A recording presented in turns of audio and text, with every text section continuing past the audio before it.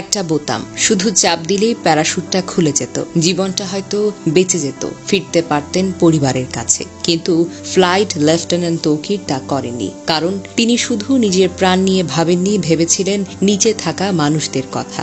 বিমানের emergency system সক্রিয় থাকলেও তিনি সিট ত্যাগ করেনি।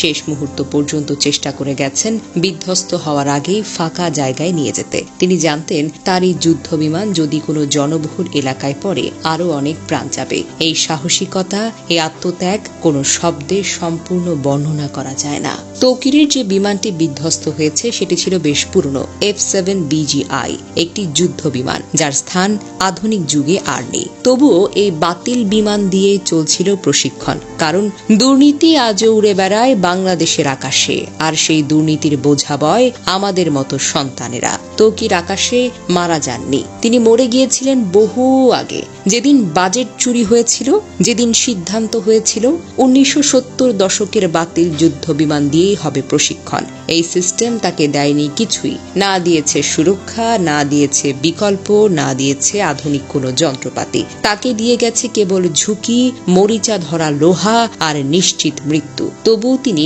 পিছু হটেননি। দেশ, দায়িত্ব আর মানুষ, এসবের কাছে নিজের প্রাণকেও তুচ্ছ মনে করেছিলেন। উত্তরার আকাশে ফ্লাইট লেফটেন্যান্ট তৌকির একা মারা যাননি। এই ভয়াবহ দুর্ঘটনায় আরো অনেক প্রাণ ঝরে গেছে। আমরা গভীরভাবে শোকাহত। শহীদ তৌকির সহ সকল নিহতের আত্মার মাগফিরাত আমরা কামনা করি। আহতদের জন্য দোয়া করি, আল্লাহ যেন তাদের দ্রুত আরোগ্য দান করেন। আমাদের একটাই প্রার্থনা, আর যেন কোনো তরুণ তৌকিরকে একটা মরিচে ধরা যুদ্ধ বিমানের সঙ্গে জীবন বিসর্জন দিতে না হয়।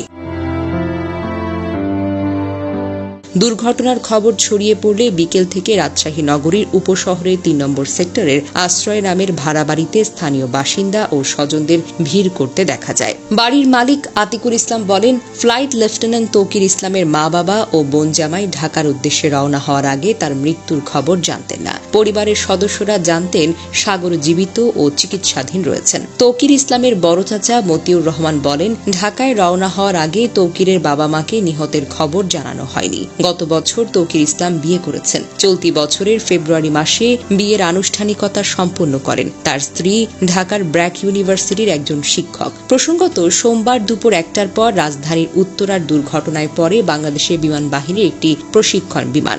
বিমানটি উত্তরার মাইলস্টোন স্কুল অ্যান্ড কলেজের একটি ভবনে গিয়ে পড়ে যায় এবং বিধ্বস্ত হয়। সঙ্গে সঙ্গে বিমান ও স্কুল ভবনটিতে আগুন ধরে যায়। যে ভবনে এটি বিধ্বস্ত হয় সেখানে বহু স্কুল পর্যায়ের শিক্ষার্থী ছিল, যাদের বেশিরভাগই হতাহত হয়েছে। দুর্ঘটনার পরপর উদ্ধার অভিযান শুরু করে ফায়ার সার্ভিস। উত্তরা সহ আশেপাশের 9টি ইউনিট ঘটনাস্থলে গিয়ে আগুন নিয়ন্ত্রণে আনে এবং হতাহতদের উদ্ধার করা শুরু হয়। পরে উদ্ধার অভিযানে যোগ দেন বিজিবি ও সেনাবাহিনী। বিমান বাহিনীর হেলিকপ্টার করে হতাহতদের হাসপাতালে নেওয়া হয়। মর্মান্তিক এই ঘটনায় শোক জানিয়ে বার্তা দিয়েছেন প্রধান উপদেষ্টা ডক্টর মোহাম্মদ ইউনূস। মঙ্গলবার রাষ্ট্রীয় শোক ঘোষণা করা হয়েছে।